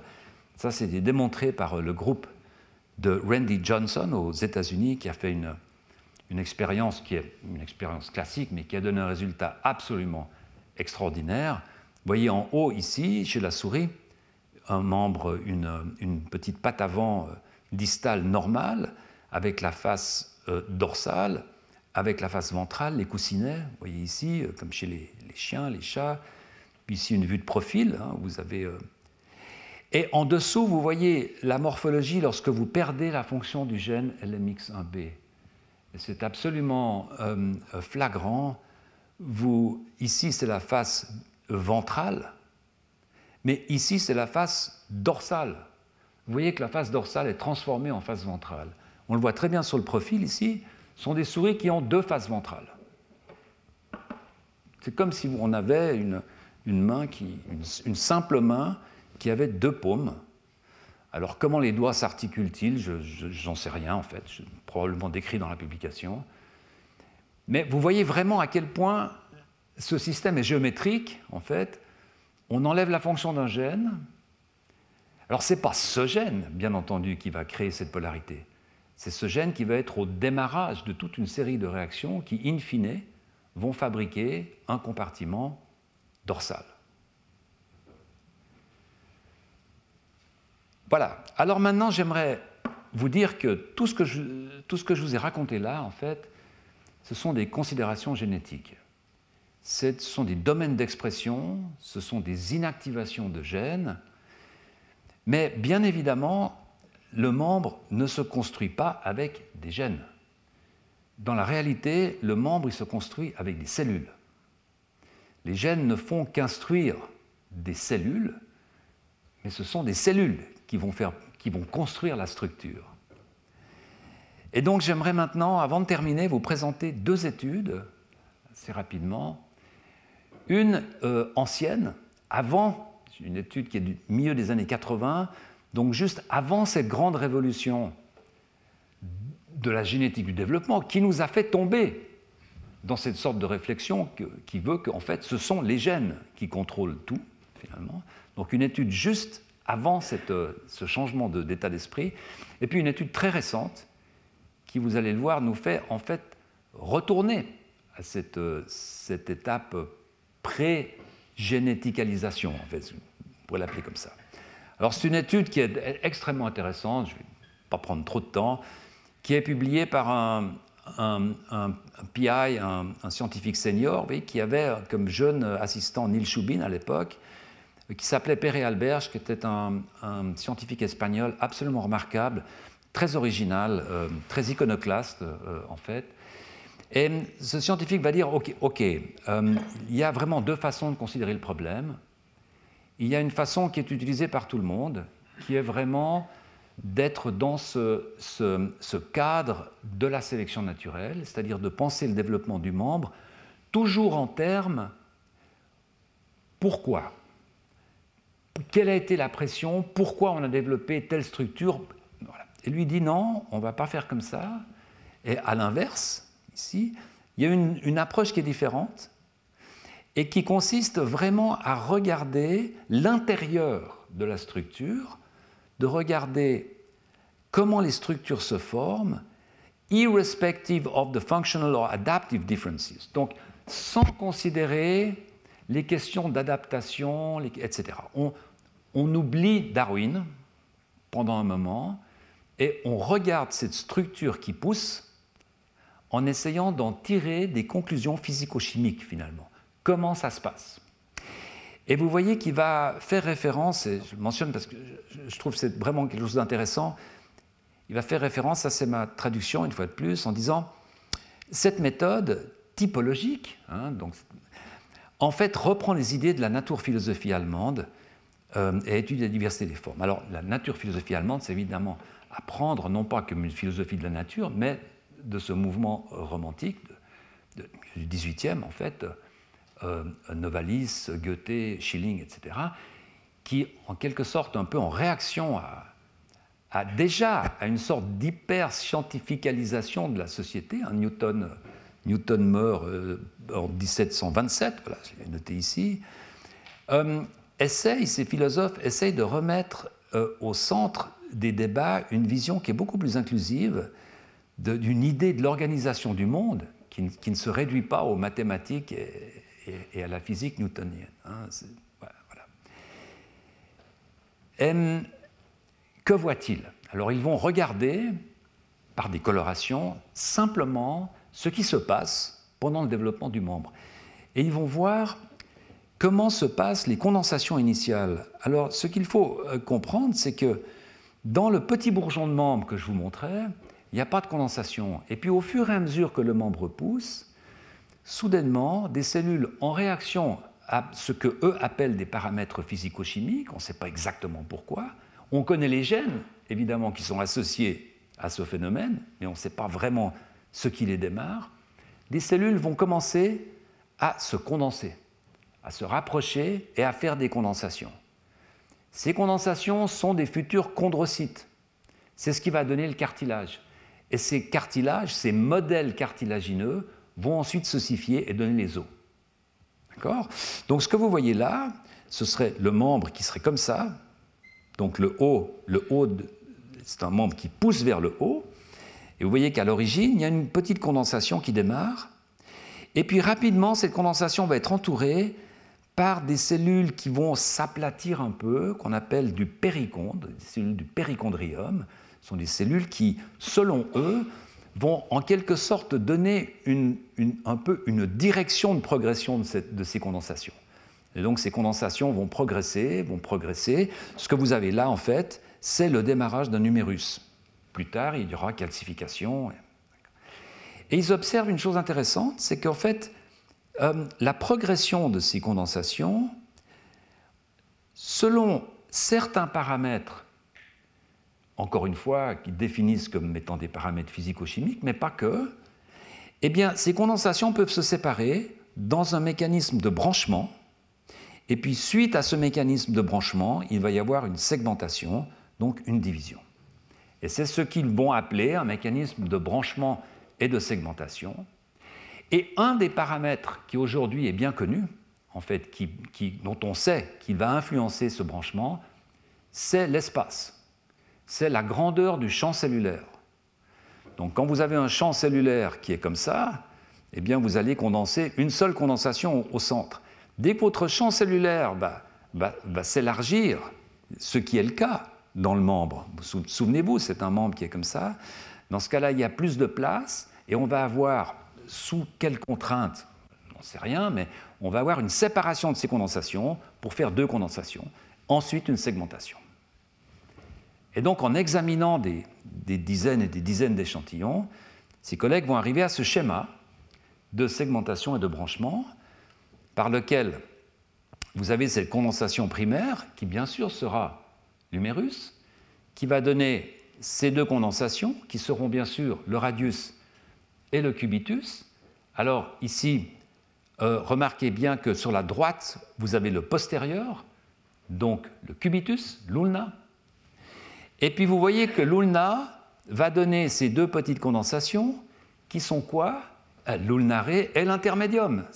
Souvenez-vous, on en a déjà parlé, on en reparlera, qui sont chez les tétrapodes deux petits os du carpe qui articulent avec les parties distales du radius et de l'ulna, mais qui chez les sarcoptérygiens, souvenez-vous, sont des os énormes qui sont positionnés sur ce qui est défini comme un radius. Et puis les condensations vont continuer avec tout un schéma qui est très stéréotypé.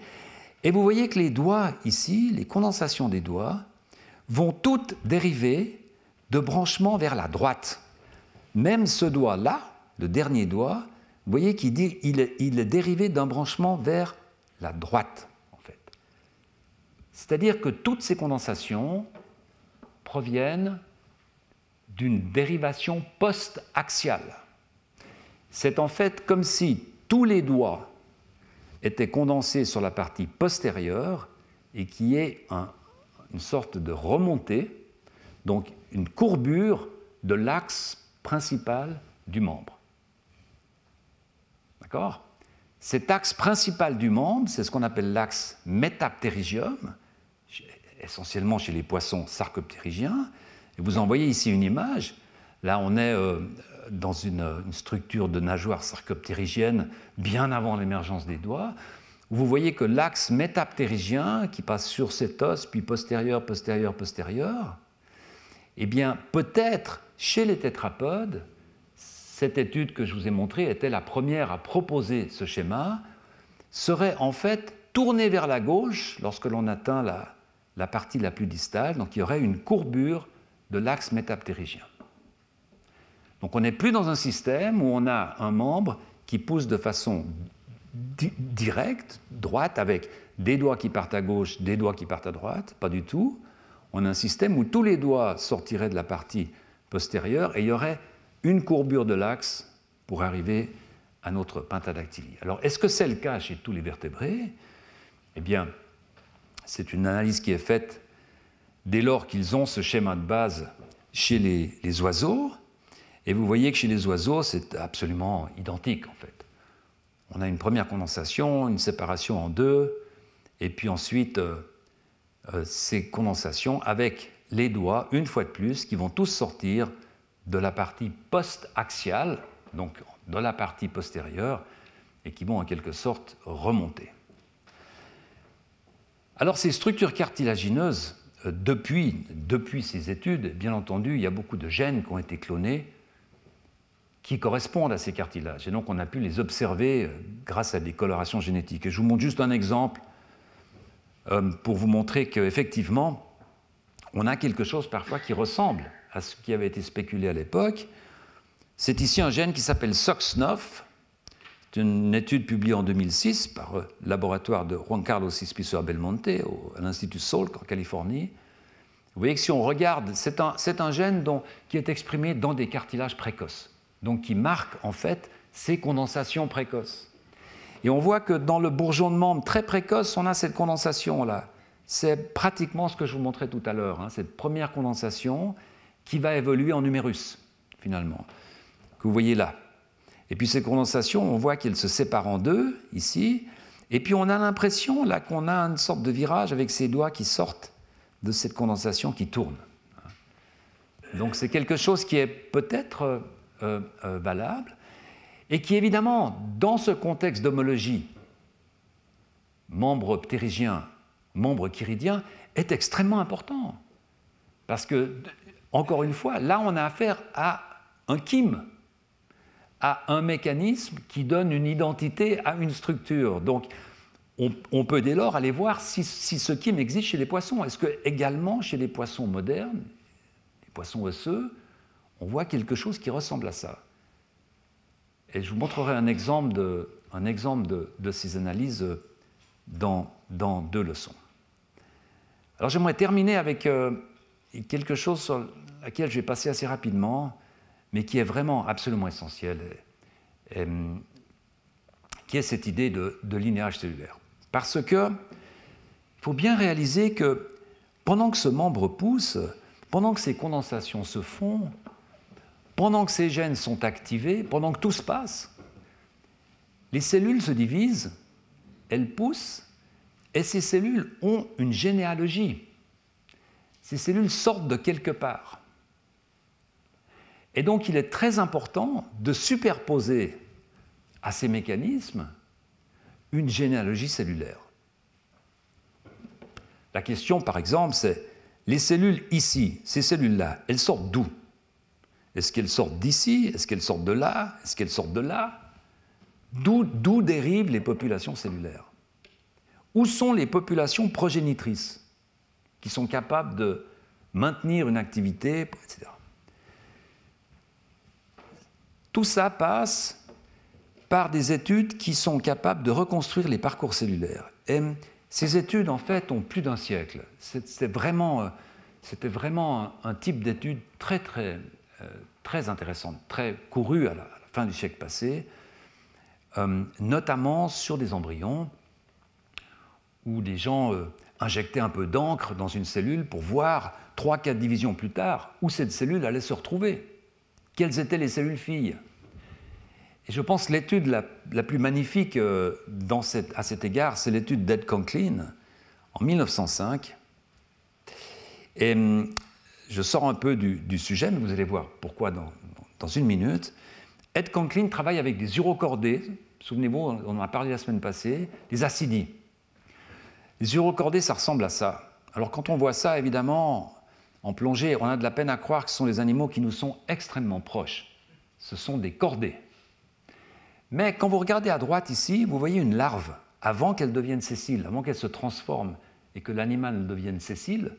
C'est une petite larve qui nage et qui en fait a beaucoup d'aspects qui ressemblent à un alevin, à une larve de poisson. Et c'est pour ça que les urocordés nous sont proches. En fait. Quand on regarde le développement, on voit des choses très différentes que lorsque l'on regarde les états adultes. Alors Conklin va essayer de comprendre, parce qu'il y a beaucoup d'œufs qui sont gros, avec lesquels on peut travailler, et il va utiliser toute une sorte de batterie de techniques. Par exemple, il va détruire cette cellule et puis voir l'effet sur les générations suivantes, ou des choses comme ça. Et puis il va arriver à ce que vous voyez sur la droite, à ce qu'on appelle cette arbre, c'est une généalogie des cellules. C'est ce qu'on appelle un traçage, un linéage cellulaire, où chacune de ces 8 cellules, cet embryon de 8 cellules, on va pouvoir reconstituer toute sa descendance. Ça, c'est vraiment une notion qui est absolument essentielle en biologie de développement. C'est le traçage cellulaire. Vous allez comprendre pourquoi dans 2 minutes. regardez par exemple cette cellule B4-2, cette cellule toute bleue. Pourquoi bleue? Eh bien, parce que la cellule B4-2, peut-être vous la repérez quelque part, B4-2, voilà, A4-2, prenons la A4-2, celle-ci. Eh bien, vous voyez qu'elle va se diviser, et ne donner que des dérivés épidermiques. C'est pour ça que tout est bleu.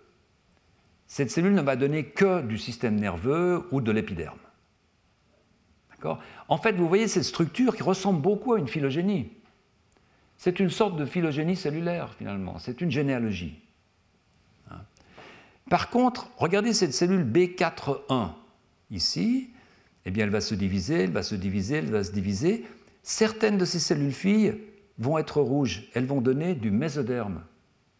Mais certaines autres cellules vont donner de l'endoderme. Donc, cette cellule-là est obsessionnelle. Elle ne peut faire que de l'ectoderme. Cette cellule-là est plus souple. Elle va faire de l'endoderme et du mésoderme. Ça, c'est l'idée derrière le linéage cellulaire, le traçage cellulaire.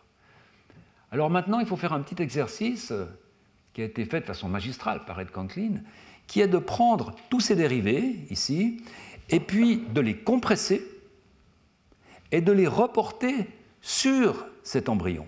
Alors là, il les reporte sur un embryon de 8 cellules, mais il aurait pu le faire sur un embryon de 2 cellules ou même d'une cellule. Et vous voyez ce code de couleur là. Donc pourquoi ces cellules sont toutes bleues? Parce que tous les dérivatifs sont ectodermiques. Cette cellule est mixte bleu, rouge, jaune, pas parce que quand vous regardez l'embryon, vous voyez une cellule bleu, rouge, jaune. Pas du tout. Mais parce que cette cellule a la capacité principalement de faire de l'endoderme, mais aussi un peu de mésoderme et un peu d'ectoderme. D'accord ? Donc c'est un code de couleur qui évidemment n'a pas de sens d'un point de vue morphologique, mais qui explique le destin de ces blastomères, de ces grosses cellules. Et c'est ce qu'on appelle une carte présomptive, absolument essentielle. C'est le début des cartes présomptives. Alors les cartes présomptives, on a ignoré ça pendant très longtemps, c'était pour les étudiants en biologie, j'ai enseigné ça pendant 30 ans à mes étudiants, bon, c'était bien, voilà. Et puis soudainement, cette notion ressort grâce à l'émergence d'une nouvelle technologie depuis une dizaine d'années qui remet à jour en fait, ce concept avec un pouvoir analytique qui est absolument phénoménal. Et c'est là-dessus que j'aimerais terminer aujourd'hui. C'est une technologie qui démarre, je dirais, il y a une dizaine d'années et qui consiste à faire du séquençage d'ARN sur des cellules individuelles. Alors, ça paraît compliqué, en fait, c'est relativement simple. Vous savez que depuis, en gros, une vingtaine d'années, on peut faire du séquençage d'ARN sur des morceaux de tissu. Par exemple, on peut prendre une biopsie de tumeur chez un patient, et puis on va séquencer tous les ARN qui sont dans cette biopsie de tumeur. Comment est-ce qu'on fait ça? C'est assez simple, on transforme l'ARN en ADN, par ce qu'on appelle un mécanisme de transcriptase inverse. C'est une enzyme qu'on trouve chez des virus, etc. Et puis, donc on fabrique de l'ADN à partir de l'ARN, on l'amplifie avec de la PCR, parce qu'il faut en avoir un peu quand même suffisamment pour séquencer, et on fait du séquençage profond, des millions et des millions de séquences, et on peut avoir la consistance de tous les ARN qui sont dans un échantillon particulier. Voilà. Alors quand vous faites ça, évidemment, vous avez des ARN qui correspondent à un morceau de viande, à un embryon, à un morceau de foie, à un morceau de tumeur. Mais ces morceaux sont très hétérogènes. Ils contiennent des cellules de toutes sortes, des lymphocytes, des cellules sanguines. Donc vous ne savez pas de quelles cellules viennent quels ARN. Et il y a une dizaine d'années, développement d'une technologie qui est absolument formidable, qui va permettre de séquencer des cellules uniques. Donc de savoir exactement le contenu en ARN d'une cellule unique, ou de cellules uniques.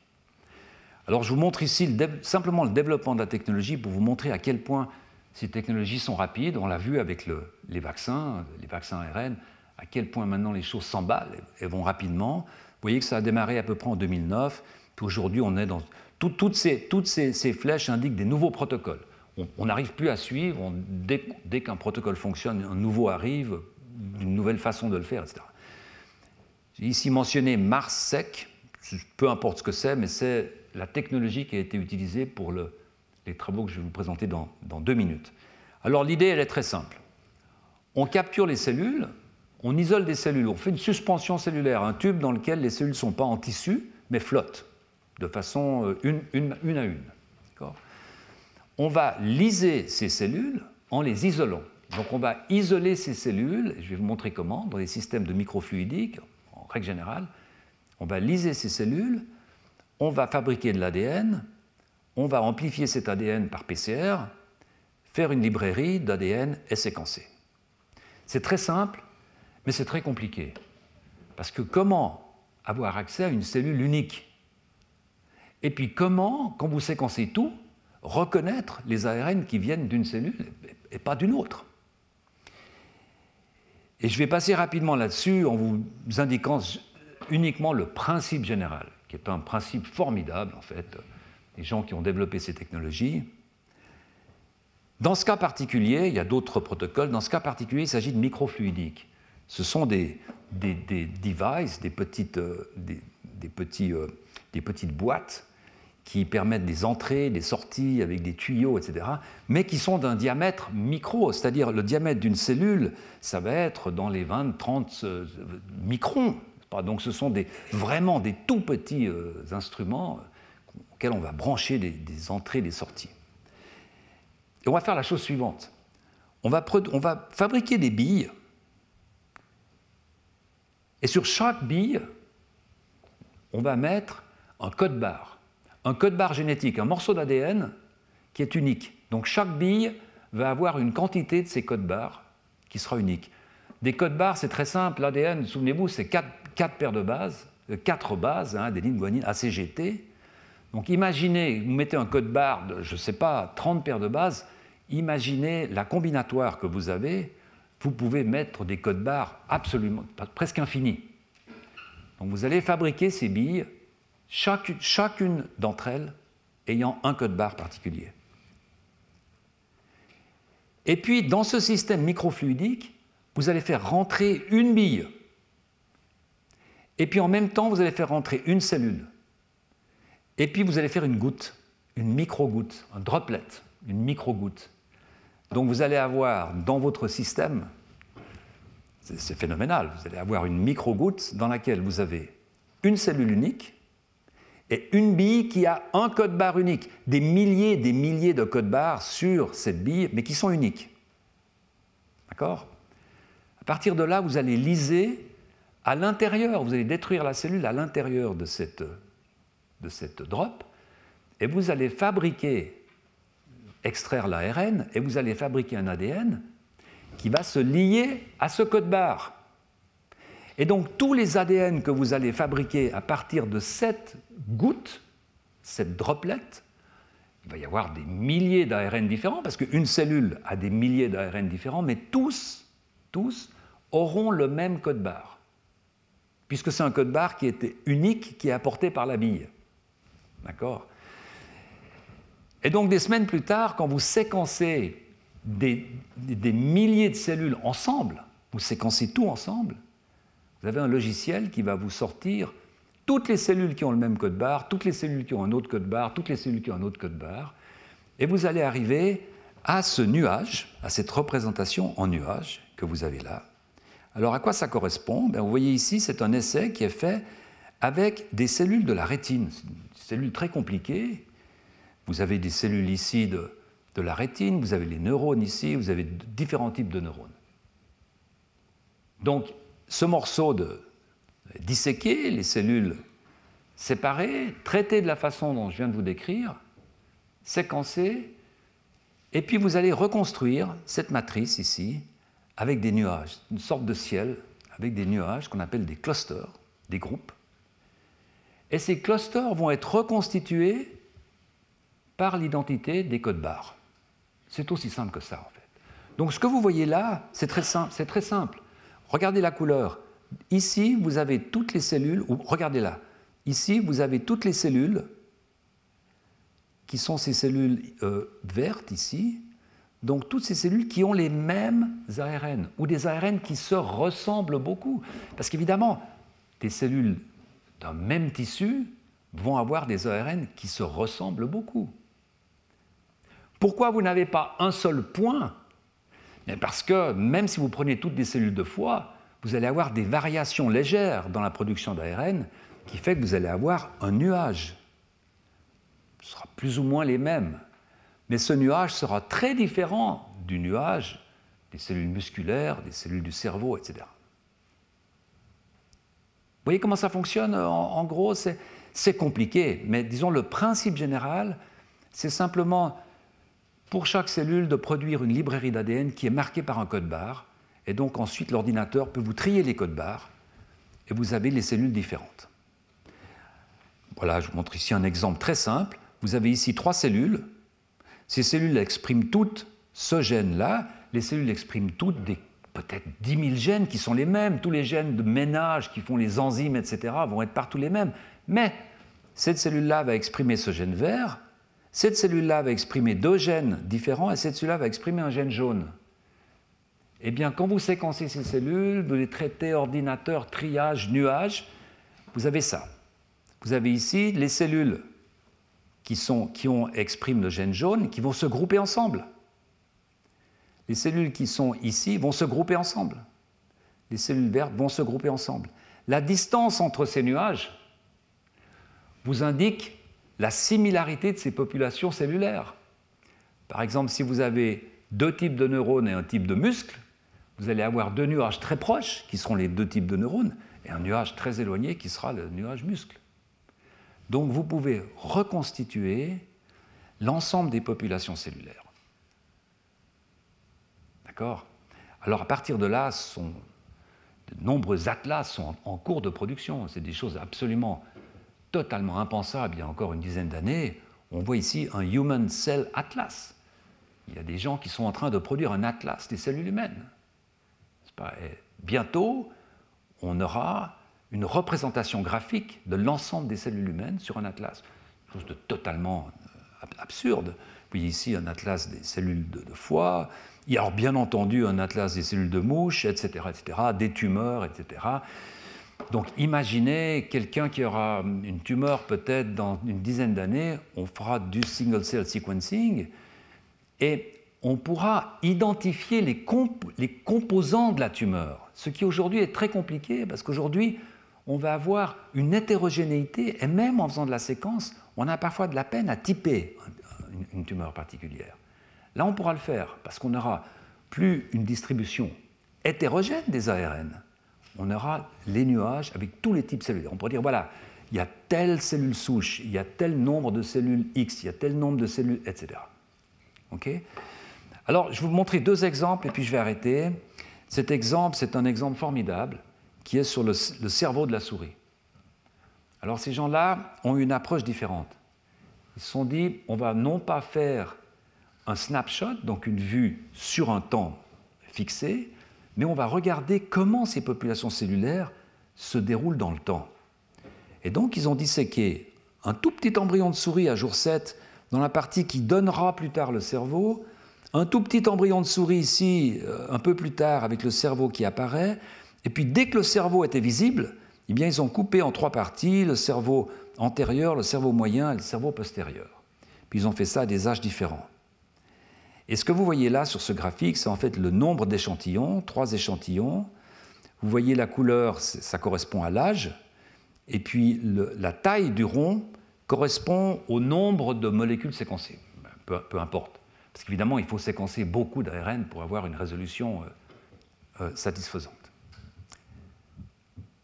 Alors, je vais vous montrer le résultat. Alors, ne soyez pas effrayés, ça a l'air compliqué, mais en fait, c'est absolument extraordinaire.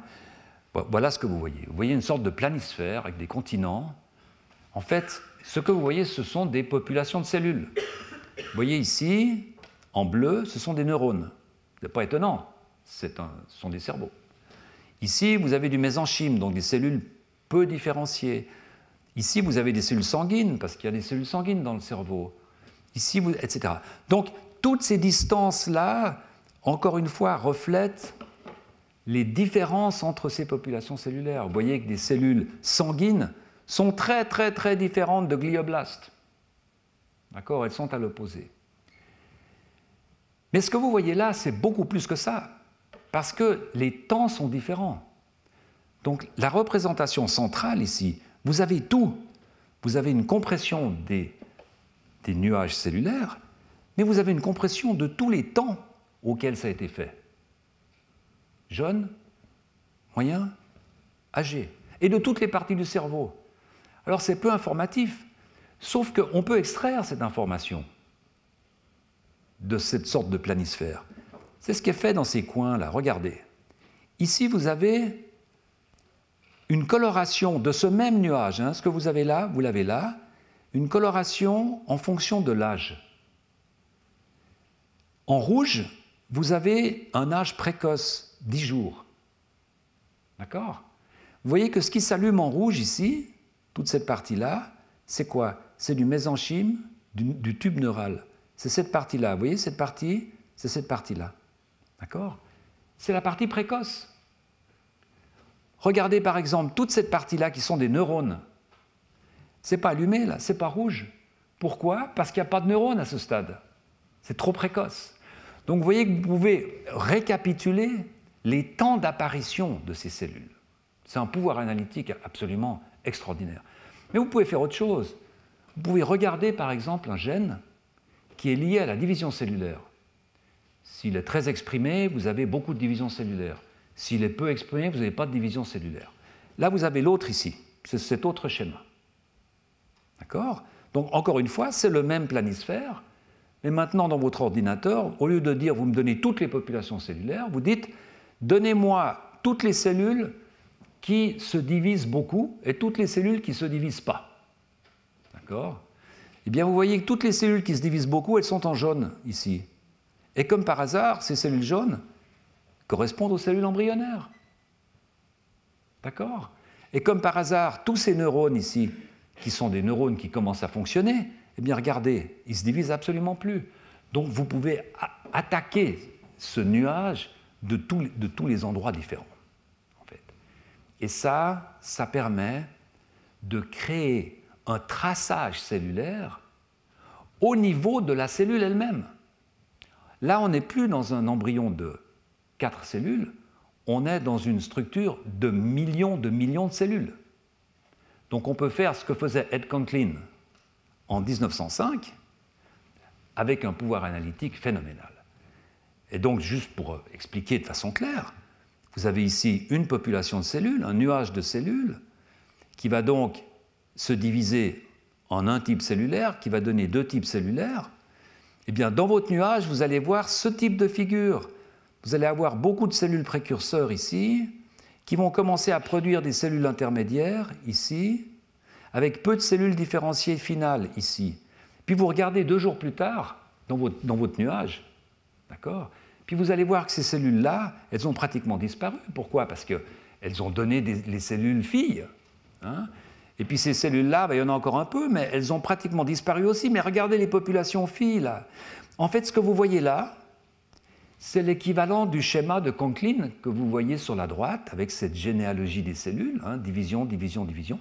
Sauf que là, vous avez un pouvoir analytique extraordinaire, avec une impression, ce qu'on appelle un pseudo-time, avec l'impression de voir comment les choses évoluent. D'accord? Alors, dans les 3 minutes qui me restent, je vais revenir à l'étude, parce que je ne vais pas revenir là-dessus la semaine prochaine. C'est des collègues israéliens qui viennent de publier ce papier. Et vous voyez que ce n'est même pas publié. En fait, aujourd'hui, on peut faire différemment. On peut déposer une étude sur une plateforme d'accès avant que ce soit évalué par des référés, par des pairs. Et ceci pour favoriser la dissémination de la connaissance le plus rapidement possible. Donc aujourd'hui, quand vous avez une bonne étude, vous la déposez sur un endroit qui est accessible, puis ensuite vous allez soumettre à un journal. Alors je le mentionne parce qu'évidemment, c'est une étude qui n'a pas encore été examinée par des gens de façon anonyme, donc elle peut contenir des problèmes qui seront réglés plus tard. Mais c'est tout de même une étude intéressante. Ils vont faire exactement ce que je vous ai montré avec des membres. Donc ils vont disséquer un tout petit membre, un membre qui commence à pousser, qui commence à pousser, qui commence à pousser. Donc ils vont prendre tous ces membres différents et ils vont faire ce que je viens de vous montrer avec une technique un peu différente mais qui donne le même résultat. D'accord ? Et voilà ce qu'ils obtiennent. c'est une distribution de ces nuages, de ces clusters. Ce que vous voyez là, c'est toutes les cellules. Vous voyez qu'il y a beaucoup de cellules comme ça, il y a beaucoup de cellules comme ça, il y a beaucoup de cellules comme ça. Il n'y a pas 3000 populations cellulaires dans le membre. On voit très bien ici. On voit qu'il y en a peut-être une vingtaine de populations différentes. Alors ils peuvent les qualifier, bien entendu. Il y a des populations qui sont P1, P2, P3, qui sont des progéniteurs, des cellules qu'ils trouvent dans les membres précoces. Et puis il y a CT, CT, CT, qui sont du tissu connectif, qui vient tardivement, et puis C2, C4, C5, C1, qui sont les différents types de chondrocytes, donc ces cellules qui se condensent, que je vous montrais tout à l'heure, hein, des chondrocytes, donc ce sont ces cellules. Alors maintenant, ils peuvent regarder dans le temps, évidemment. Ils peuvent demander à leur ordinateur de ce total ici, montrez-moi quelles sont les cellules dans ce total qui sont présentes très précocement ou bien à la fin. D'accord ? Et quand ils font ça, ils ont cette image-là. Et regardez, c'est exactement ce que je vous montrais tout à l'heure. Vous regardez très précocement à jour 10, vous voyez qu'il y a beaucoup de ces cellules bleues. À quoi correspondent ces cellules bleues ? Et à P1, P2, P3, aux cellules progénitrices. Donc les cellules qui vont démarrer l'histoire, les cellules qui ont la capacité de se diviser et de donner d'autres cellules. Regardez, à la fin 14.5, quand le membre est pratiquement fini, il n'y a plus de cellules progénitrices, il n'y a plus de bleu, parce qu'elles ont toutes été transformées en d'autres types cellulaires. D'accord ? On voit peu à peu disparaître. Et puis, vous voyez qu'il y a 3 populations de cellules progénitrices, P1, P2, P3, qui sont séparées. Ces cellules-là sont plutôt ensemble, ces cellules-là sont plutôt ensemble, celles-là sont plutôt ensemble. Puis vous verrez apparaître ce rouge ici, qui sont tous ces cartilages, toutes ces cellules cartilagineuses, ces chondrocytes. Vous voyez, elles commencent à apparaître déjà quelques cellules à jour 11, et puis ici maintenant les condensations de l'humérus, les condensations, vous voyez cette transition du bleu au rouge, c'est simplement les filiations cellulaires. Ce que vous voyez ici, c'est des populations progénitrices qui progressivement se transforment dans des cellules qui sont différenciées, qui vont produire soit du cartilage, soit les cellules qui sont autour, qui sont des fibroblastes, du tissu connectif. Alors ces gens-là se disent, voilà, est-ce que pour ces 3 populations de cellules progénitrices, et je vais finir là-dessus, est-ce que je peux trouver un gène particulier qui vraiment qualifierait ces populations? C'est-à-dire un gène qui serait exprimé fortement, soit dans P1, soit dans P2, soit dans P3, mais qui ne soit pas exprimé ailleurs, qui soit vraiment un marqueur de ces populations cellulaires. Et ils vont en trouver 3, un pour chacune. Ils vont trouver un gène qui s'appelle MSX1 pour la population P1, SHOX2 pour la population P2, et regardez, OXD13, un gène OX du groupe 13, pour la population P3. La population P1, c'est la première, c'est la plus grande, vous la voyez là, c'est ce qu'ils appellent une population progénitrice naïve. Ce sont donc des cellules qui poussent et qui sont à l'origine de tous les autres types cellulaires. Mais ce qui est très intéressant là-dedans, c'est, vous voyez ici SHOX2 qui va terminer dans la partie proximale. Donc vous avez ici cette partie qui va faire l'humérus, encore un stade plus jeune même. Ici les parties centrales qui vont faire le radius et le cubitus. Et puis 13 ici qui apparaît dans la partie distale, qui va correspondre à la population de cellules progénitrices qui vont faire les doigts. On retombe dans l'homologie profonde, hein, c'est-à-dire ce gène numéro 13, est-ce que l'on va pouvoir l'utiliser pour essayer d'établir une homologie profonde avec les poissons? Mais là, il y a un autre type d'homologie, c'est un KIM, c'est une homologie de processus. C'est-à-dire, tout ce développement des populations cellulaires, est-ce qu'on peut le retrouver chez le poisson? Est-ce qu'on va avoir des filiations cellulaires qui vont être les mêmes? Et là, vraiment, si c'est le cas, alors on est sur un type d'homologie qui est sérieuse. Et quand ils regardent l'émergence de ces populations, et c'est la dernière figure que je vous montre aujourd'hui, eh bien, ils s'aperçoivent d'une chose qui n'avait pas été vue auparavant, alors qui mérite encore d'être contrôlée, mais c'est qu'on n'est pas dans un système en série. Ce n'est pas qu'on fait d'abord une population de cellules de l'humérus, puis ensuite une population de cellules du radius et du cubitus, puis ensuite une population de la partie la plus distale. Regardez, on a cette population native, ici, qui exprime donc MSX, et qui donne en parallèle une population progénitrice pour le Radius elcubitus et une population progénitrice pour les autopodes. Donc cela veut dire, en fait, quand vous regardez ici ce schéma, que très très tôt, pendant la pousse du membre, on a une séparation entre une population qui plus tard donnera le zygopode, Radius cubitus, mais également une toute petite population qui déjà est présente au démarrage, qui donnera l'autopode. Alors évidemment, la question c'est, est-ce qu'on va trouver cette population dans des bourgeons de nageoires? Est-ce qu'il y a cette population de cellules qui a la capacité de donner un autopode dans un bourgeon précoce de nageoire? La réponse, on ne l'a pas, parce que ces expériences n'ont pas encore été faites, et puis elle sera difficile à obtenir pour des raisons que je discuterai la semaine prochaine, parce qu'on verra que les modèles que l'on a pour étudier le développement de la nageoire sont très très loin des modèles de nageoire des poissons sarcoptérygiens. Voilà, j'étais un peu long, je vous remercie, j'espère à la semaine prochaine.